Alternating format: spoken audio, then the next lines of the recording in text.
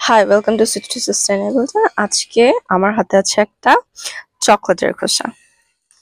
একটা চকলেট সহ চকলেটের খোসা। এখন যদি আমি খেয়ে চকলেটের খোসাটা যেখানে সেখানে ফেলে দিই তাহলে কি হবে? রিসেন্টলি আমি একটা ক্লিন আপ ড্রাইভে গেলাম। সেটা ছিল চিড়িয়াখানায়, ঢাকার যেই জাতীয় চিড়িয়াখানাটা আছে। ওখানে আমি অধিকাংশ সময় যে জিনিসটা খুঁজে পাই সেটা হচ্ছে চকলেটের খোসা, চিপসের খোসা অথবা আইসক্রিমের খোসা, এগুলো। আর এগুলো হয় কি যে আমরা হচ্ছে কিছু চকলেটের খোসা আছে যে এখান দিয়ে ইউ হ্যাভ টু টিয়ার ইট, মানে দুই ভাগ করে নিতে হয়। সেক্ষেত্রে দেখা যায় যে যখন আমরা দুই ভাগ করে নিচ্ছি, ছোট অংশটা ফেলছে তো দুটোই, যেখানে সেখানে মাটির কাছে গাছের বাড়তে অসুবিধা হচ্ছে। তার চেয়ে বড় কথা, ছোট অংশগুলা পাখিরা মনে করছে এটা ওদের খাবার, ওটা ওরা তুলে নিয়ে যায়। সো এটা বেসিক্যালি অনেক প্রবলেম করে, এটা মানে আমাদের বাস্তুতন্ত্রে অনেক প্রবলেম করে ফেলে। যেমন গাছের একটা বললাম যে গাছের শিকড়গুলো ওই জায়গাগুলো বাড়তে পারে না, যে জায়গাগুলো প্লাস্টিক বছরের পর বছর দিনের পর দিন ফেলে রাখা হয়।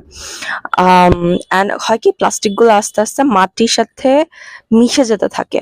কিন্তু মিশে যেতে থাকে বলতে বায়োডিগ্রেড হয়ে যায় বা একদম মানে ভেঙে যায় সেটা না।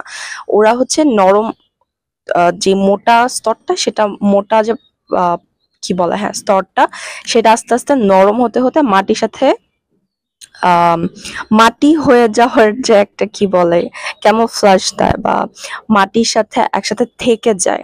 এটা ডিগ্রেড, পুরোপুরি ডিগ্রেড হতে 500 বছর বা তারও বেশি সময় লেগে যায়।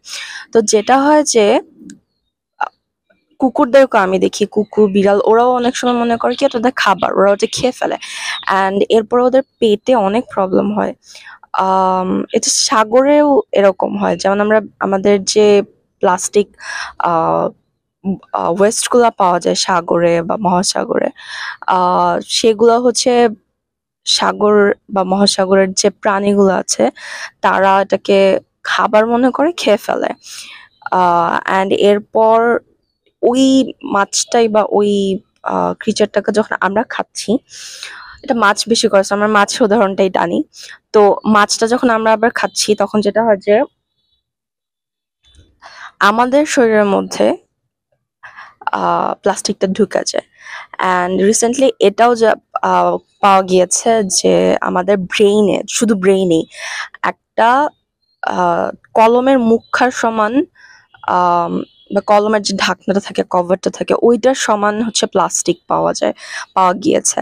অ্যান্ড এটা খুবই কনসার্নিং। সো আমরা যে কাজটা করবো, যে প্লাস্টিকের প্যাকেটগুলো এগুলা একদম ঠিক জায়গায়, সেটা প্লাস্টিকের প্যাকেট হোক, খাবার হোক, চকলেটের খোসা হোক, বা আম, কোনো একটা কি বলবো খাবারের যেই কি বলে বাসনটা থাকে, অনেক সময় ওয়ান টাইম ইউজ হয়, ওগুলো যেন আমরা ঠিক জায়গায় ফেলি, যাতে আমরা সেটাকে রিসাইকেল করার একটা চান্স দিই, বা ঠিক জায়গায় ফেলে ওটাকে আমরা মাটি থেকে রক্ষা করি, মানে মাটিকে রক্ষা করি, আর প্রাণীদেরকেও যেন আমরা ওটা আম, প্রাণীদের সংস্পর্শে না আসে সেই জিনিসটাও খেয়াল রাখি।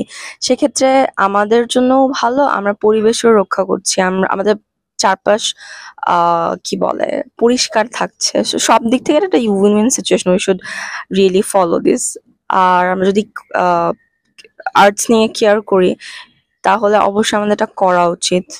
আমরা যদি হাইজিন নিয়ে কেয়ার করি তাহলে ওটা করা উচিত। আমরা যদি প্লাস্টিক পলিউশন নিয়ে কেয়ার করি তাহলে আমাদের এটা করা উচিত।